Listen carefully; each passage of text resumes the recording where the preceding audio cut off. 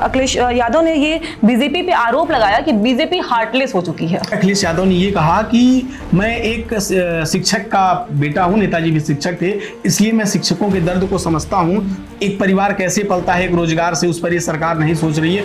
केशव प्रसाद मौर्य ने एक ट्वीट किया था कि जातिगत जनगणना जातियों का तंत्र नहीं, सामाजिक समानता का मंत्र है। इस पर जब अखिलेश यादव से सवाल किया गया तो उन्होंने कहा कि किस अनपढ़ की बात कर रहे हो। उत्तर प्रदेश में 2027 में विधानसभा के चुनाव होने हैं और अभी से आरोप प्रत्यारोप का दौर जारी है।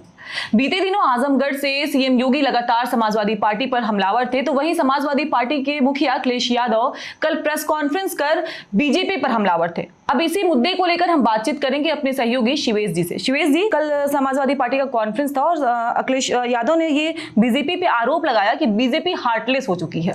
देखिए, ये पूरा मामला ये था रश्मि जी कि कल शिक्षक सभा की एक बैठक थी जिसमें 69,000 शिक्षक भर्ती वाले लड़के भी थे और बीते कई दिनों से लखनऊ के इको गार्डन में शिक्षा मित्रों का भी एक प्रदर्शन चल रहा था, उससे भी कुछ छात्र थे, जिसको लेकर अखिलेश यादव ने ये कहा कि मैं एक शिक्षक का बेटा हूं, नेताजी भी शिक्षक थे, इसलिए मैं शिक्षकों के दर्द को समझता हूं। और जहां तक शिक्षकों की बात थी, उन्होंने उसमें डिजिटल अटेंडेंस की भी बात की और उन्होंने कहा कि शिक्षकों के मुद्दे पर यह सरकार हार्टलेस है, इन्हें रोजगार की बात नहीं है।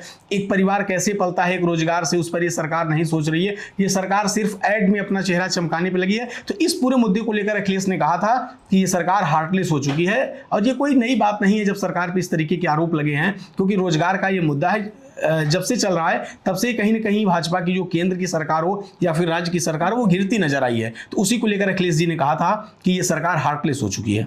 सीएम योगी ने आरोप लगाया कि वो तो मुंबई के डी कंपनी को पालते थे, इस पे क्या कहना है?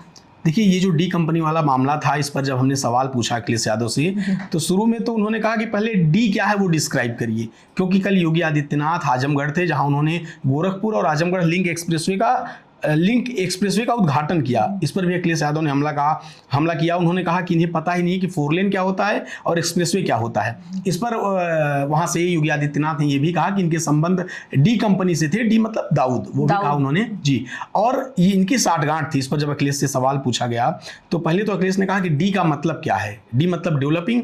फिर वो पूरे मुद्दे पर आए, उन्होंने कहा कि ये जग जाहिर है कि योगी आदित्यनाथ के सलाहकार के संबंध किससे थे, इसमें उन्होंने डी नाम को जोड़ा। उन्होंने कहा कि मेरे खिलाफ मीडिया में खबरें चलवाई जाती थी, ये पूरा काम योगी के मुख्य सलाहकार का था जो और उनके संबंध भी डी कंपनी से जग जाहिर है। उन्होंने केशव प्रसाद मौर्य को अनपढ़ भी कहा।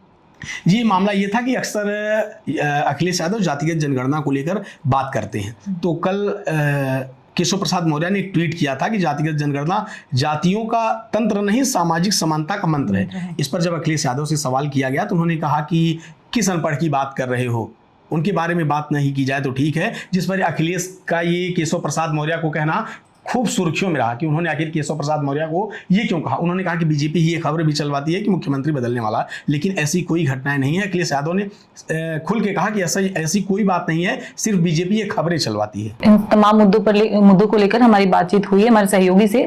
आपकी क्या राय है हमें कमेंट सेक्शन में जरूर बताएं।